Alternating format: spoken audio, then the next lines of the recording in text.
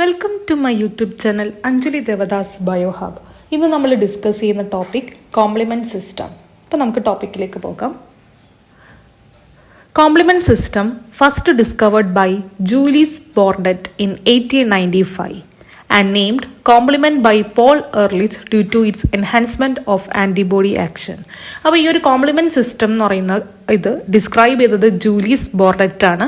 ഈ ഒരു കോംപ്ലിമെന്റ് എന്നുള്ള പേര് കൊടുത്തത് പോൾ എർലിച്ച് ആണ്. കോംപ്ലിമെന്റ് പ്രോട്ടീൻസിന്റെ പ്രത്യേകത എന്താണ്? ഇവർ ഗ്ലൈക്കോ പ്രോട്ടീൻസ് ആണ്. പിന്നെ ഇത് സിന്തസൈസ് ചെയ്യുന്നത് ലിവർ, അതുപോലെ തന്നെ blood monocyte, tissue macrophages, intestinal epithelial cells.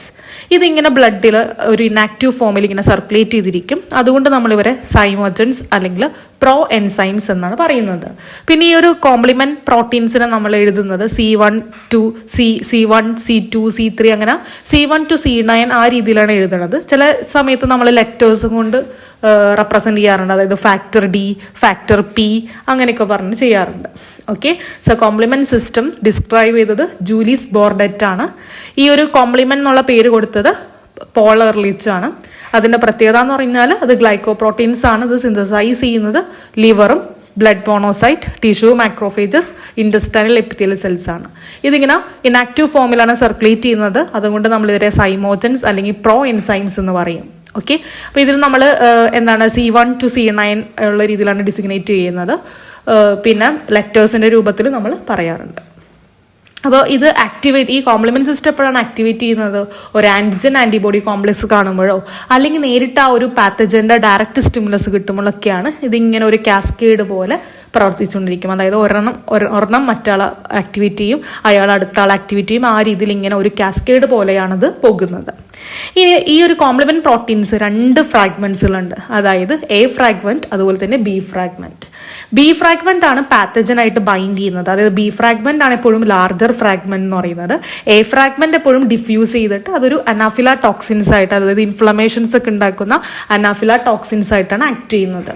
ഇനി ഇവിടെ ഒരു പ്രത്യേകതയുണ്ട്. നമ്മളുടെ C2 എന്ന് പറയുന്ന കോംപ്ലിമെന്റ് പ്രോട്ടീൻ എന്ന് പറയുമ്പോൾ ഇവരുടെ ലാർജർ ഫ്രാഗ്മെന്റ് എന്ന് പറയുന്നത് A ഫ്രാഗ്മെന്റ് ആണ്. സാധാരണ കേസിൽ എപ്പോഴും B ഫ്രാഗ്മെന്റ് ആണ് ലാർജർ. ബട്ട് C2ന്റെ കേസിൽ, അതായത് C2നെ സ്പ്ലിറ്റ് ചെയ്യുമ്പോൾ C2A C2B എന്ന് പറയുന്ന 2 ഫ്രാഗ്മെന്റ്സ് ഉണ്ടാകും. അതിൽ C2A ആണ് ലാർജർ ഫ്രാഗ്മെന്റ്. B ഫ്രാഗ്മെന്റ് ആണ് ശരിക്കും കൈനിൻസ് ആയിട്ടാണ് അത് ആക്ട് ചെയ്യുന്നത്. ഓക്കെ, ഇനി അടുത്തത് അതിൻ്റെ ഫങ്ഷൻസ് എന്തൊക്കെയാണ്? കോംപ്ലിമെന്റ് പ്രോട്ടീൻ അതിൻ്റെ ഫങ്ഷൻ എന്ന് പറഞ്ഞാൽ ഓപ്സണൈസേഷൻ, അതായത് മൈക്രോബ്സിനെയൊക്കെ ഫാഗോസൈറ്റോസിസ് ചെയ്യാൻ ഹെൽപ്പ് ചെയ്യും, സെല്ലിനെ ലൈസ് ചെയ്യും, അതായത് പാത്തജന്റെ സെല്ലിനെ നന്നായിട്ട് ഡയറക്ട്ലി ഡിസ്ട്രോയ് ചെയ്യിപ്പിക്കും, ഇൻഫ്ലമേഷൻസ് ഉണ്ടാക്കി വെക്കും. അതുപോലെ തന്നെ ആ ഒരു ഇൻഫെക്ഷൻ്റെ ഭാഗത്തേക്ക് ഇമ്മ്യൂൺ സെൽസിനെ റിക്രൂട്ട് ചെയ്യാനായിട്ടാണ് ഹെൽപ്പ് ചെയ്യുന്നത്. അപ്പോൾ നമുക്ക് ഓരോ പാത്വേസ് നോക്കാം. മെയിനായിട്ട് 3 പാത്വേസ് നമുക്ക് പഠിക്കാനുണ്ട്. അപ്പോൾ കോംപ്ലിമെന്റ് സിസ്റ്റം ആക്ടിവേറ്റ് ചെയ്യുന്ന 3 പാത്വേസ് വഴിയാണ്. First classical pathway. ക്ലാസിക്കൽ പാത്വേയുടെ പ്രത്യേകത എന്ന് പറഞ്ഞാൽ ഇതിനെന്തായാലും ആക്ടിവേറ്റ് ചെയ്യണമെങ്കിൽ ഒരു ആന്റിജൻ ആന്റിബോഡി കോംപ്ലക്സ് ഫോം ചെയ്തതിൽ മാത്രമേ ഇത് ആക്ടിവേറ്റ് ചെയ്യുള്ളൂ. ഓക്കെ, അപ്പോൾ ഫസ്റ്റ് നമുക്ക് നോക്കാം. Initiated when an antigen antibody complex is form. ഇത് എന്താണ്? ഒരു ആന്റിജൻ ആന്റിബോഡി കോംപ്ലക്സ് ഫോം ചെയ്യുമ്പോഴാണ് ഈ പറയുന്ന ക്ലാസിക്കൽ പാത്വേ ആക്ടിവേറ്റ് ചെയ്യുന്നത്. ആദ്യം തന്നെ കോംപ്ലിമെന്റ് C1 എന്താ ചെയ്യുന്നത്? ഈ ആന്റിജൻ ആന്റിബോഡി കോംപ്ലക്സിലേക്ക് ബൈൻഡ് ചെയ്യും. ഓക്കെ, അപ്പോൾ എന്താ ചെയ്യുന്നത്? C1 എന്താ ചെയ്യുന്നത്? C1 ആന്റിജൻ ആന്റിബോഡി കോംപ്ലക്സിലേക്ക് ബൈൻഡ് ചെയ്യും. ആന്റിജൻ ആന്റിബോഡി കോംപ്ലക്സിലേക്ക് ബൈൻഡ് ചെയ്യും.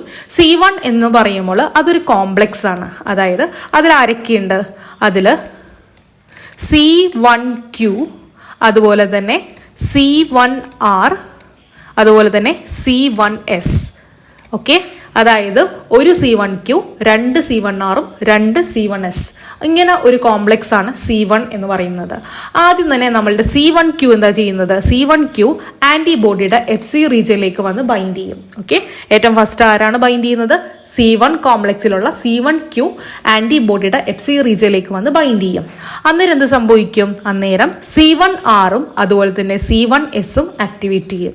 ഓക്കെ, അപ്പോൾ ഒന്ന് ആലോചിച്ച് നോക്കുക. ക്ലാസിക്കൽ പാത്വേ ആക്ടിവേറ്റ് ചെയ്യുന്നപ്പോഴാണ് ഈ പറയുന്ന C1 എന്ന് പറയുന്ന കോംപ്ലക്സ് അല്ലെങ്കിൽ C1 പ്രോട്ടീൻ ആന്റിജൻ ആന്റിബോഡി കോംപ്ലക്സിലേക്ക് വന്ന് ബൈൻഡ് ചെയ്യും.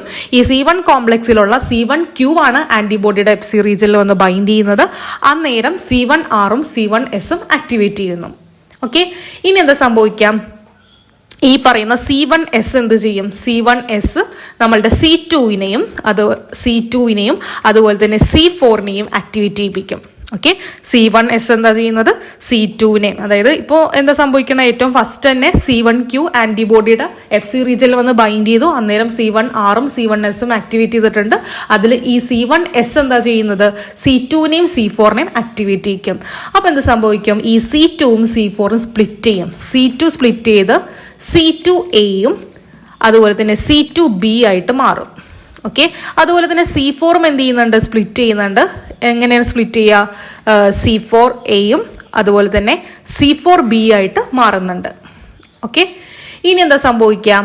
ഇനി നമുക്കറിയാം ഈ C2വിൽ ഏതാണ് ലാർജർ ഫ്രാഗ്മെന്റ്? നമ്മൾ ഓൾറെഡി പറഞ്ഞു, C2വിൽ C2a ആണ് ലാർജർ ഫ്രാഗ്മെന്റ്. C4ലാണെങ്കിലോ C4b. സാധാരണ കേസിൽ എപ്പോഴും B ഫ്രാഗ്മെന്റ് ആണ് ലാർജർ ഫ്രാഗ്മെന്റ്. ഓക്കെ, അപ്പോൾ ഈ രണ്ട് ലാർജർ ഫ്രാഗ്മെന്റ്സ് ആണ് എപ്പോഴും പാത്തജനായിട്ട് ബൈൻഡ് ചെയ്യുന്നത്. അപ്പോൾ C2aയും C4bയും തമ്മിൽ എന്ത് ചെയ്യും? കമ്പൈൻ ചെയ്യും. അങ്ങനെ അവിടെ ഒരു കോംപ്ലക്സ് ഫോം ചെയ്യും. ആ കോംപ്ലക്സ് എന്ന് പറയുന്നത് C3 കൺവേർട്ടേഴ്സ് ആണ്. C3 കൺവേർട്ടേഴ്സ് എന്ന് പറയുന്ന ഒരു കോംപ്ലക്സ് ആണ് ഫോം ചെയ്യുന്നത്. ഈ C3 കൺവേർട്ടേഴ്സ് എന്ത് ചെയ്യും? നേരെ C3നെ സ്പ്ലിറ്റ് ചെയ്യിപ്പിക്കും. C3നെ സ്പ്ലിറ്റ് ചെയ്ത് C3aയും C3bയും ആക്കി മാറ്റും. ഓക്കെ, അതിൽ C3b എന്താ ചെയ്യുന്നത്? നേരെ എന്ത് ചെയ്യും? C5നെ C5 ആയിട്ട് ബൈൻഡ് ചെയ്യും. അതായത് C5നെ സ്പ്ലിറ്റ് ചെയ്യിക്കും. C5aയും C5b ആയിട്ട് മാറും. C5aയും C5b ആയിട്ട് മാറും. ഇനി ഈ C5b എന്താ ചെയ്യുന്നത്? C5bയുടെ കൂടെ കുറച്ച് ആൾക്കാർ കൂടി വരും. ആരൊക്കെയാണ്?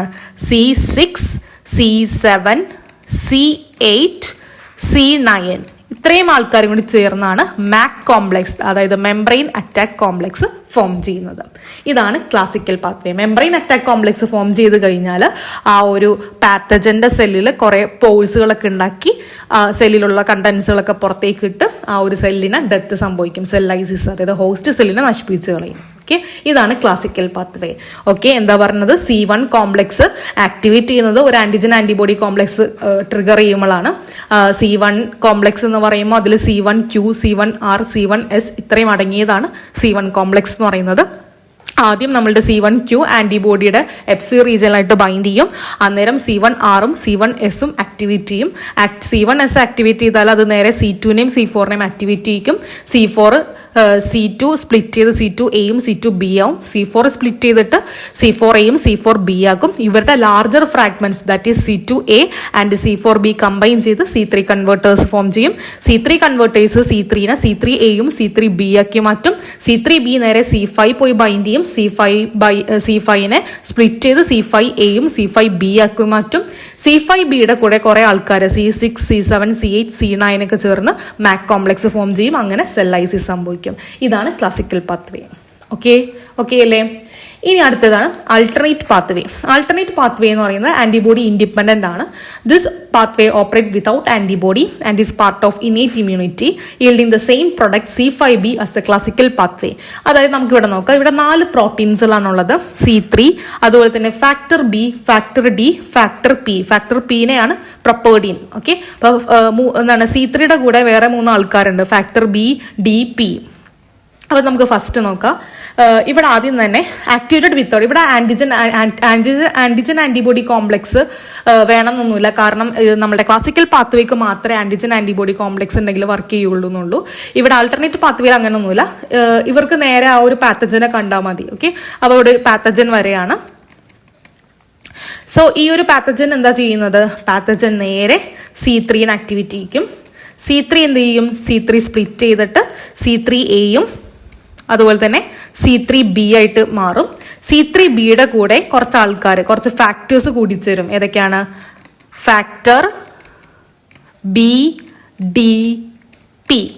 ഓക്കെ, അപ്പോൾ C3bയുടെ കൂടെ ഫാക്ടർ B, D, P ചേരും. ഇവരെന്നിട്ട് എന്താ ചെയ്യുന്നത്? ഇവർ നേരെ C5നെ ആക്ടിവേറ്റ് ചെയ്യിക്കും.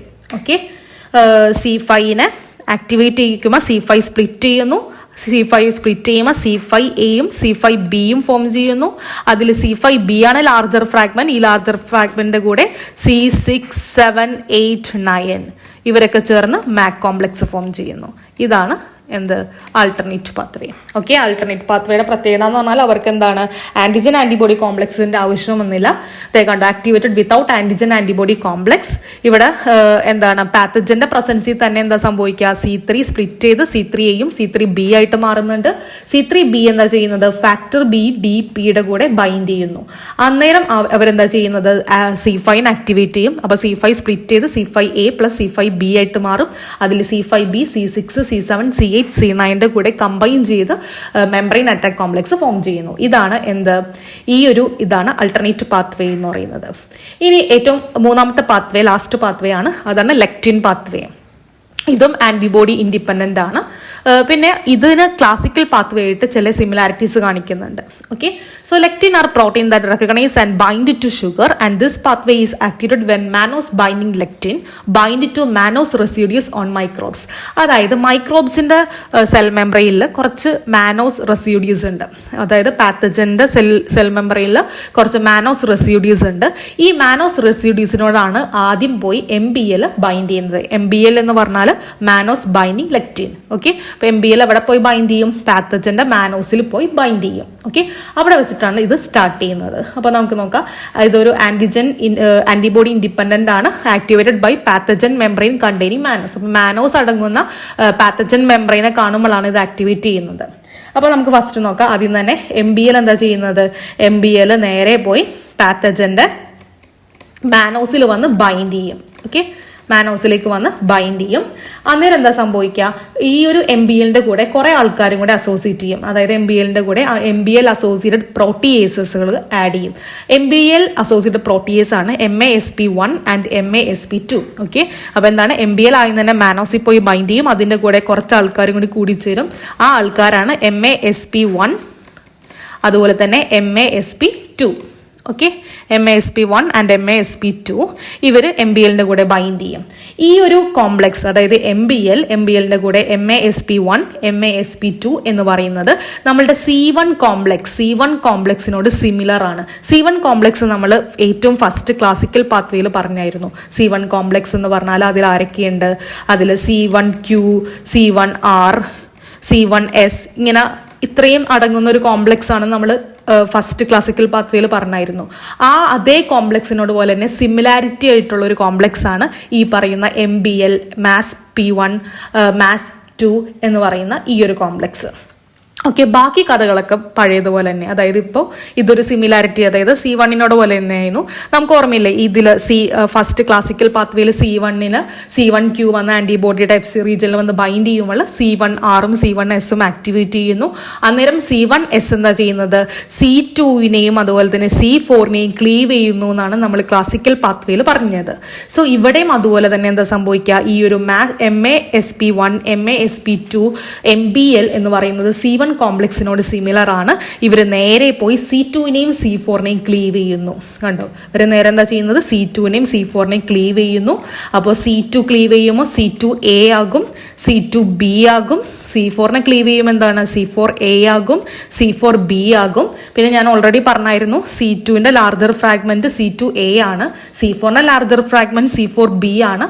ഇവർ തമ്മിൽ കമ്പൈൻ ചെയ്ത് C3 കൺവേർട്ടേഴ്സ് ഫോം ചെയ്യുന്നു. C3 കൺവേർട്ടേഴ്സ് എന്താ ചെയ്യുന്നത്, C3നെ സ്പ്ലിറ്റ് ചെയ്ത് C3A C3B ആക്കുന്നു. C3A C3B ആക്കുന്നു. അതിൽ C3B നേരെ പോയി C5 ആക്ടിവേറ്റ് ചെയ്യുന്നു. C5 സ്പ്ലിറ്റ് ചെയ്തു C5A അതുപോലെ തന്നെ C5B ആയിട്ട് മാറുന്നു.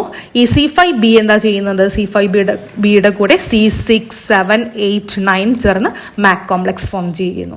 ഇതാണ് ലെക്റ്റിൻ പാത്വേ എന്ന് പറയുന്നത്. ഓക്കെ, അതായത് ഈ ഒരു മുകളിലത്തെ ഭാഗം മാത്രം കുറച്ച് ഡിഫറൻസ് ഉള്ളൂ, ബാക്കിയെല്ലാം ക്ലാസിക്കൽ പാത്വേയുടെ പോലെ തന്നെയാണ് പോയിക്കൊണ്ടിരിക്കുന്നത്. ഓക്കെ, അപ്പോൾ അതായത് നോക്കിക്കേ, mannose binding lectin attach to mannose residues on the pathogen. MBL associated പ്രോട്ടീൻസിലാണ് MASP1 ആൻഡ് MASP2. ഇവർ MBL ആയിട്ട് ബൈൻഡ് ചെയ്യും. അന്നേരം which show a functioning similarity to C1 complex in the classical pathway.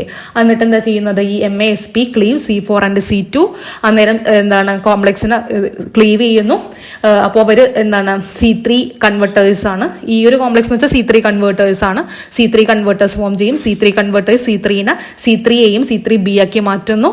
C3B നേരെ പോയി എന്താ ചെയ്യുന്നത്, C5നെ ക്ലീവ് ചെയ്ത് C5A C5B ആക്കുന്നു. C5Bയുടെ കൂടെ C6 C7 C8 C9 ചേർന്ന് മാക് കോംപ്ലക്സ് ഫോം ചെയ്തു, പാത്തജനെ കൊന്നു കളയുന്നു. ഇതാണ് എന്ത് നമ്മുടെ ലെക്റ്റിൻ പാത്വേ. ഓക്കെ, ഇത്ര ഓക്കെ അല്ലേ? ഇനി അടുത്തത് proteolytic components released by complement system. Anaphylatoxins എന്ന് വെച്ചാൽ നമ്മൾ ഓൾറെഡി പറഞ്ഞു, 2 ഫ്രാഗ്മെന്റ്സ് ഉണ്ട്. കോംപ്ലിമെന്റ് പ്രോട്ടീൻസ് സ്പ്ലിറ്റ് ചെയ്യുമ്പോൾ ലാർജർ ഫ്രാഗ്മെന്റും സ്മോളർ ഫ്രാഗ്മെന്റ്സ് കിട്ടും. അതിൽ സ്മോളർ ഫ്രാഗ്മെന്റ്സിനെയാണ് അനാഫിലാടോക്സിൻസ് എന്ന് പറയുന്നത്. ഇവരെന്താ ചെയ്യുന്നത്? ഇവർ നേരെ ചെന്ന് മാസ്റ്റർ സെൽസിൽ ചെന്ന് ഹിസ്റ്റമിൻ റിലീസ് ചെയ്യിക്കാനായിട്ട് ഇൻഡ്യൂസ് ചെയ്യിക്കുന്ന ആൾക്കാരാണ്. അങ്ങനെ ഇൻഫ്ലമേഷന് വഴിയൊരുക്കും. Okay, so C4A, C3A, C5A ഇതൊക്കെ അനാഫിലാടോക്സിൻസ് ആണ്. പക്ഷേ ഈ C2B എന്ന് പറയുന്നത് ഒരു കൈനീൻ ആയിട്ടാണ് ആക്ട് ചെയ്യുന്നത്.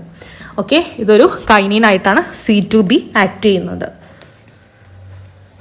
ഇനി അടുത്തത് നമുക്ക് പഠിക്കാനുള്ളത് membrane attack complex. Membrane attack complex എന്ന് പറഞ്ഞാൽ also referred to as terminal complement complex consist of protein that form on the surface of pathogen cell membrane when the complement system is activated and it acts as a significant weapon of immune system.